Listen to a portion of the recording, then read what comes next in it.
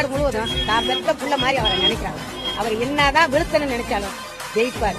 அந்த ஒரு விஷயத்துல நான் சொல்றேன், ஏற்கனவே விஜய பத்தி ஃபர்ஸ்ட் நான் தான் பேசுறேன். இந்த பல்லாவரம் சந்தையில நான் தான் அவரை பத்தி பேசுறேன். வேற யாரும் பேசக்கூடாதுன்னா அதெல்லாம் நீங்க சொல்லக்கூடாது, நான் சொல்லணும். துணிஞ்சு இறங்கிட்டாருல, களத்துல இறங்கிட்டா ஒண்ணுமே இல்ல, எல்லாம் ஜெயிச்சு வெற்றி நட போட்டு வருவார்.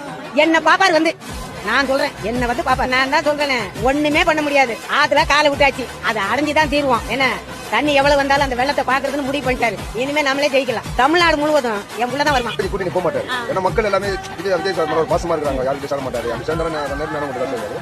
ஆனா சுயேட்சா விஜய் சார் நிப்பாரு. ஆனா விஜய் சார் 2026 100 வர வாய்ப்பு இருக்கு. ஒரு வீட்டுக்கு பாத்தீங்கன்னா 6 பேர், 4 ஓட்டு 5 ஓட்டு விஜய் சார். அப்போ நீங்க மைக்க தூர கேளுங்க, எடப்பாடியா திமுகவா விஜயான்னு 100 பேர் கிட்ட கேளுங்க. 75 பேர் விஜய் சொல்றாங்க, 25 பேர் தான் திமுக எடப்பாடி சொல்றாங்க. மக்களோட கணிப்பு பாத்தீங்கன்னா விஜய் சார். உங்க விஜய் உயிர் என்ன வரனா